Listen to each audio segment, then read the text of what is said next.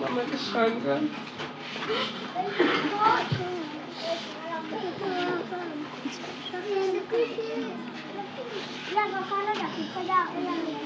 mpagaze aha ngaha mu mwanya wa papa utabashije kuhaboneka, ariko ibiri kubera aha ngaha byose nawe ari kubikurikirana. Mwese muri rusange arabashimira ko mwabaye ahatari.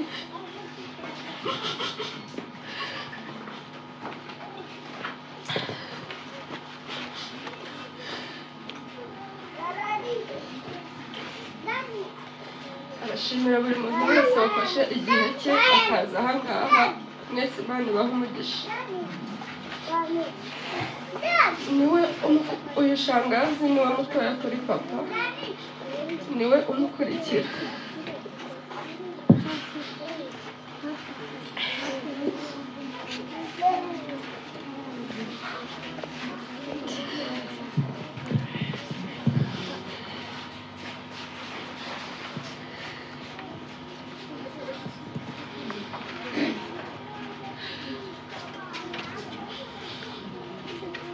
Byinshi byo kuvuga mwese Imana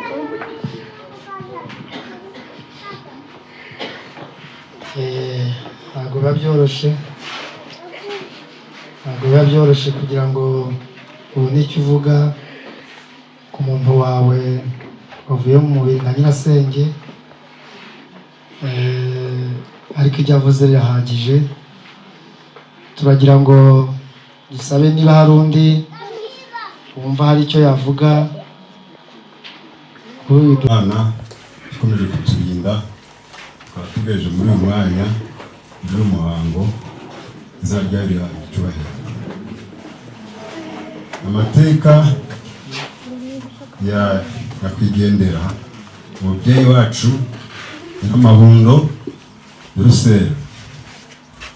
Burusera yavutse tariki ya mbere y'ukwezi kwa mbere 1973, akaba yari afite imyaka 53. Yavukiye i Mutanda, collectivité ya Bwito, zone ya Rucuru, region Nord Kivu, ni muri Kongo.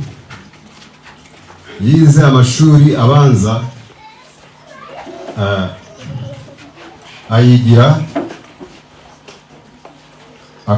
ayigira Ikabati, amashuri abanza. Akomeza amashuri yisumbuye ayitwa Igikuku, ikigo cyitwaga IEBKK, gisobanuye mu Gifaransa ngo Institut d'État de Bishusha Katwe Kikuku.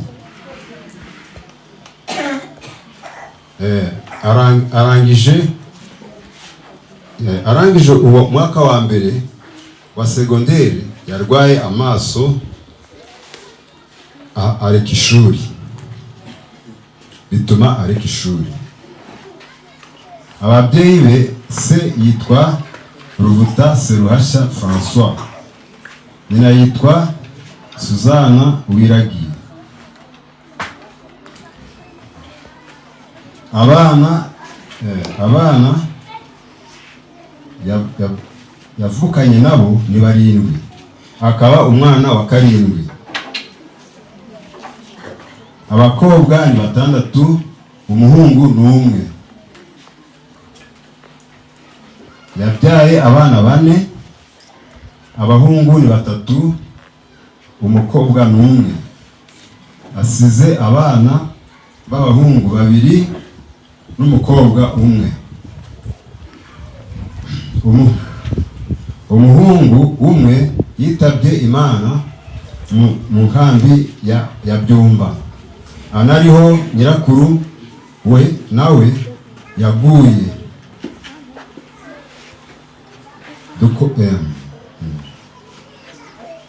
Dukomeje kubifuriza iruhuko mu mahoro y'Imana.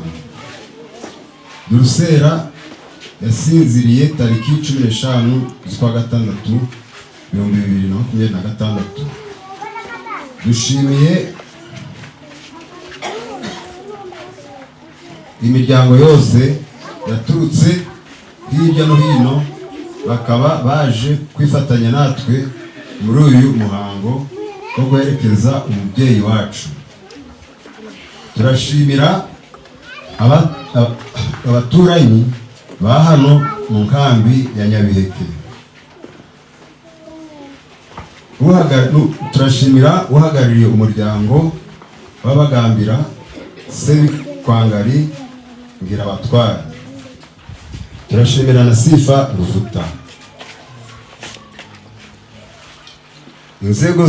Turashimira inzego zose za leta n'abizera b'amatorero atandukanye asengera hano mu nkambi.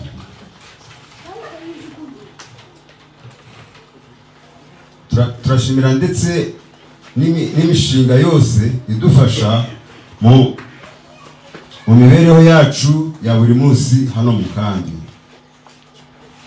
Icyitonderwa buri wese acyumve, niba hari uwo yaba afitiye umwenda yakwegera umuryango ukabikemura. Murakoze, Imana ikomeze ibane namwe.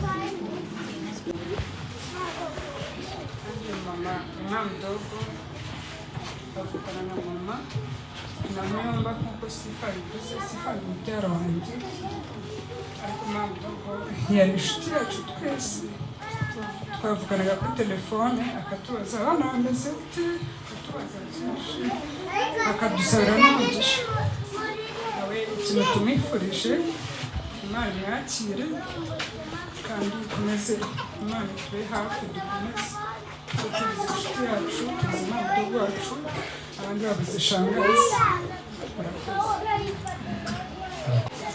Mwiriwe mwese muryango mugari. Reka dushime Imana ko n'ubundi Imana yaduhaye imbaraga kugira ngo tugere aha ngaha muri iki gikorwa. Izina ryayo rihabwa icyubahiro.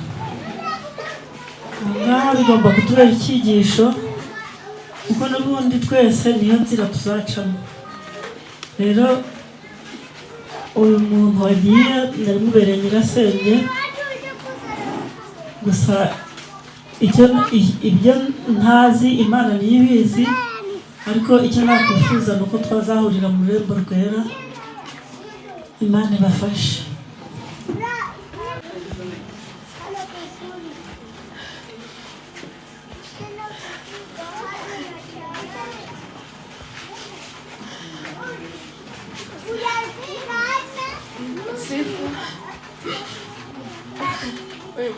Mama shangazi.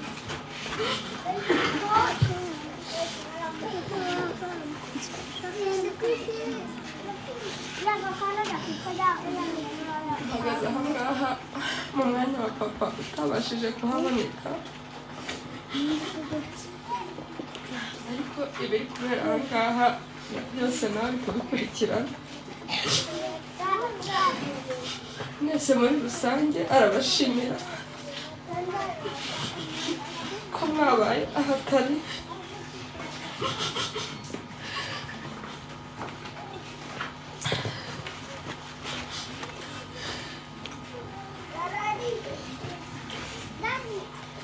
Arashimira buri muntu wese wafashe igihe cye akaza aha ngaha. Mwese Imana ibahe umugisha. Niwe uyu shangazi niwe mutoya kuri papa, niwe umukurikira.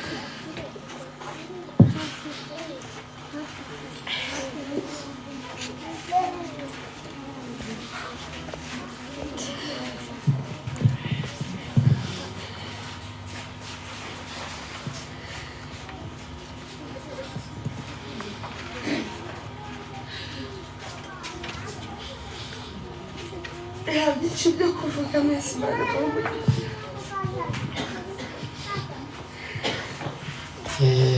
Ntabwo biba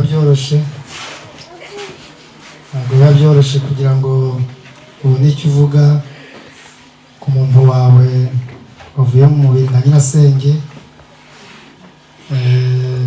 ariko ibyo avuze birahagije. Turagira ngo dusabe niba hari undi wumva hari icyo yavuga Haleluya. Sashi. Nanjye uyu nguyu ni muramukazi wanjye. Twari tuziranye byinshi cyane. Namashaka musaza we yaramperekeje kare wakingi. Nanjye mperutse kubura umutware mu buryo bw'ubu. Yaraje aza kuntabara. Aranga ngo demaye ntabwo mfite igihe gihagije kugira ngo tuganire, ariko ngiye tuzakora ngo tuganire bihagije tukaba turi mu bibazo, ariko gusa Imana yamukunze kuturusha. Ibyo ndi kumwifuriza ni ukugira ngo Imana izaduhurize mu bwami bwo mu ijuru, n'abadutabaye bose Imana ibahumurishe. Gatandatu nta kibi nigeze mubonaho, twabanye neza mu buryo buhagije. Twajyaga tuvugana kuri telefone atwifuriza nk'abana banjye n'umuryango wanjye Imana yagumya kubarera, kandi yari anafite n'ideni ryo kuza kunsura. Agiye yari afite iryo deni ry'urukundo. Uyu muvandimwe wanjye rero ari we Dorosera Nyamahundo yigendera amahoro, kuko nta kibazo tumufiteho nk'umuryango, kandi tuboneho no kugira ngo tubashimire mwese abadutabaye, abaturutse hirya no hino mu mpande zinyuranye. Mwumve ko tubashimiye tubikuye ku mutima. Imana imuhe iruhuko ridashira. Reka twakire rero umukuru. Abari inyuma ntabwo nimuze mwihuse.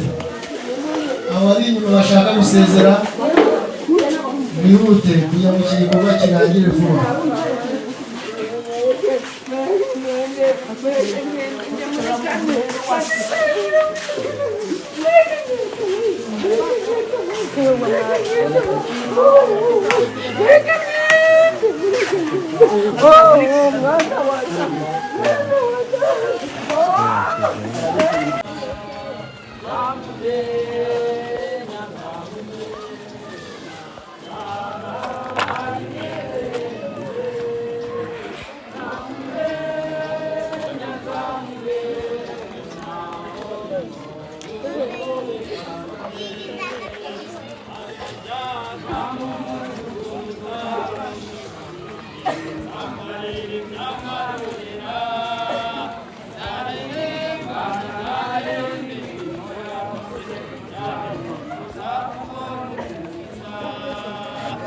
Yesu niwe nshuti y'ukuri, tugirinde inshuti wanye nawe, tubana nawe cyane. Usuyugira ubwoba bwo gupfa, bibwire Yesu, bibwire Yesu. Nesura shaka ingoma ya Kristo, iyererane Yesu. Bibwire Yesu, bibwire Yesu, niwe nshuti y'ukuri, tugirinde inshuti wanye nawe, tubana nawe cyane. Reka dushime Imana ubona nubwo bitoroshye, ariko birakwiriye kudushima, kuko Pawulo yaranditse ngo mu bibaho byose muhore mushima. Bivugitse ngo ntabwo urupfu ari igitunguranye ku Mana, ruba rwabayeho Imana ibizi. Rero twebwe abakiriho dukwiriye gushima. Nibura murabona ko uko tungana dutya turi kujyana Imana twese, ngo abari aha ngaha Imana yabarindiye ubugingo, turi kujyana. Niyo mpamvu rero gushima si umuhango, si ukugira ngo wenda twumve yuko buri wese, ahubwo gushima ni impamvu yo gushima. No kuba turi aha ngaha tugiye guherekeza umuntu wacu, nabyo ubwabyo ni ishimwe rikomeye. Turi kujyana rero dushimira Imana ko yabitwashishije, izina ryo rihabwa icyubahiro.